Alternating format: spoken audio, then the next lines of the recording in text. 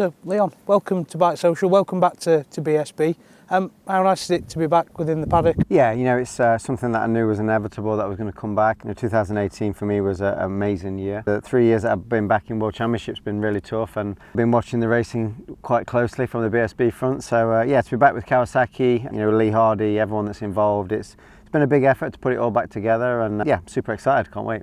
There was a lot of rumours, murmurings that you're potentially going to be staying in World Superbike, then potentially going to America and upshifting over there. So what was the main driving force to coming back to the UK? Yeah, I had options to stay in World Superbike. For me, I wasn't enjoying it. I didn't feel that I was, no matter how good I rode, we couldn't be competitive. So for me, it was about trying to be competitive, enjoy the racing again. And we created this opportunity with Lee and with Kawasaki, and it ties in really well with what I'm doing with Affinity, with my junior team, with Kawasaki as well. So for me, it was a lot of factors. The main one, I want to try and get back to just enjoying my racing, being competitive, and and like I say, being back in front of the home crowd, what a better place.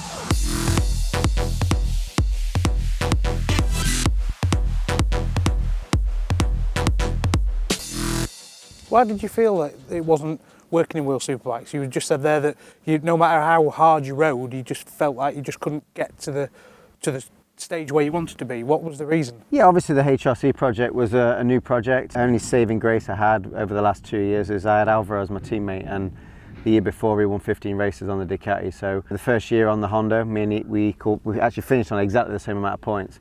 So to do that and be 10th or 12th, it's not where I wanted to be. It wasn't a project that I found that was going to be all of a sudden be winning races and winning championships. So for me, for that to finish and now get back to something that I can win on and be competitive, for me that was I would say the driving force.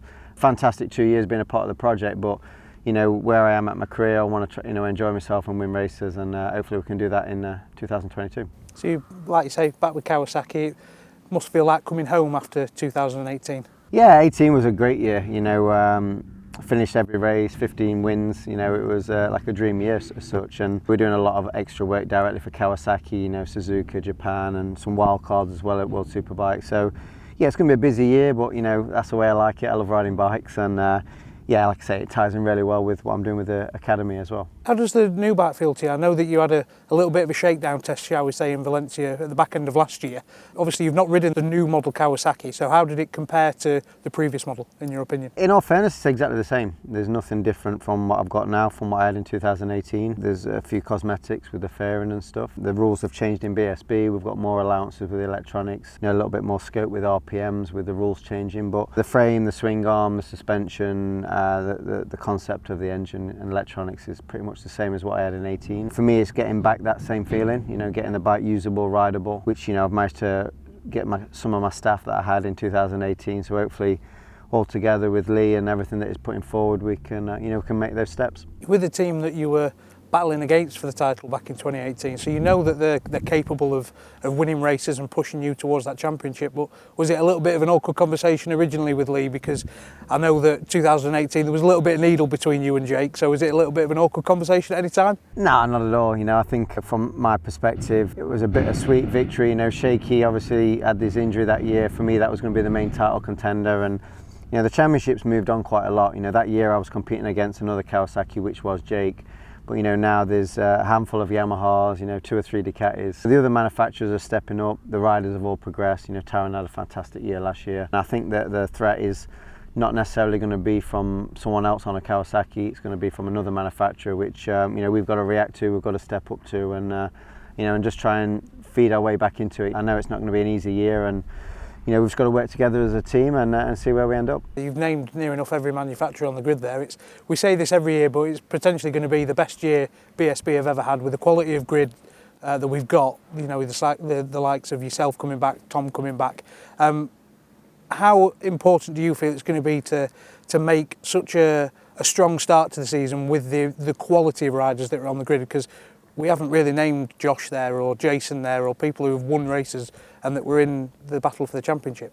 Yeah, for me, I don't really focus on the riders. I know the capability of the Yamaha and the Ducati, and that's what we're going to race against. It's proven over the last few years that they have been the dominant force. World Championship, MotoGP, Yamaha dominated, I think, every class. There's a lot of teams that's going Yamaha off the basis of that, and you know, Ducati is always there. It's always in the top three. You know, it's super strong. For me, it's one of the most stronger packages out there. So there's 3 Ducatis, there's at least 4 Yamahas, and even saying that, you know, you got your BMs and your Hondas and everybody else are always competitive. They always win races. So, you know, I'm not discounting anybody, but at the same time, I know where the capabilities are of other machines. We've got to try and maximise what we've got, and I believe if we do that, then we should be somewhere close. Which that is the, I would say, first test. It's hard to go in there and say, oh yeah, I'm going to win round 1, because I know BSB is not that easy. It's, you know, we've got a lot of work to do, and we'll ease our way into it, and hopefully we can be there at the end to fight.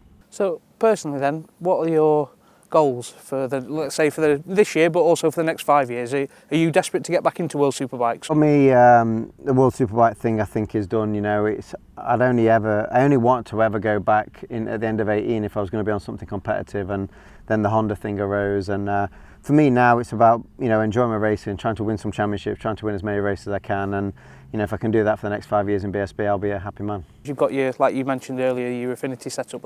Is that something that you're looking towards for maybe the future, is building up your own team and bringing on the younger riders? Yeah, at the minute I've got you know, 4 stock 400 riders. I've got 3 stock 6, and I've just extended into the Super Sport class. It's a big ask running any team in BSB, especially the level that everybody runs at. So, you know, it's amazing that I can do that with Lee. But you know, eventually I'd like to, you know, have a young rider alongside me, even on a superbike. You know, if it's my team or another person's team, you know, try and give them that progression all the way through. I love the training side of things. I love, you know, my dad's involved quite a lot now with the tuition, and we've even got the hospitality now, which we're feeding most of the paddock with. So yeah, from my side, it's a passion, and I would say it's something I love to do anyway. So if I can make a living from doing that, and it helps me to race and help young riders come through, then you know, it's a perfect situation.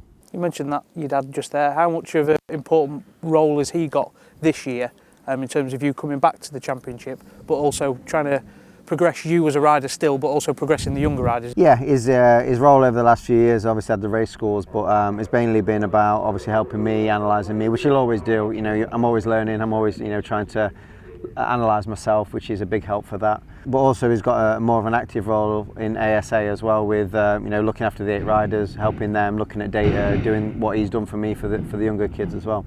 So finally then, let's paint the picture, end of Brands Hatch at the end of the year, you come out as champion. Who do you think is going to be 2nd and 3rd in the championship? And we need names from you. I think with a showdown format, I think Taran will be there, and I think Brad Ray. So Leon Haslam, thank you very much for your time. Good luck this season, and I'm sure we'll catch up with you during the year, and good luck. Thank you.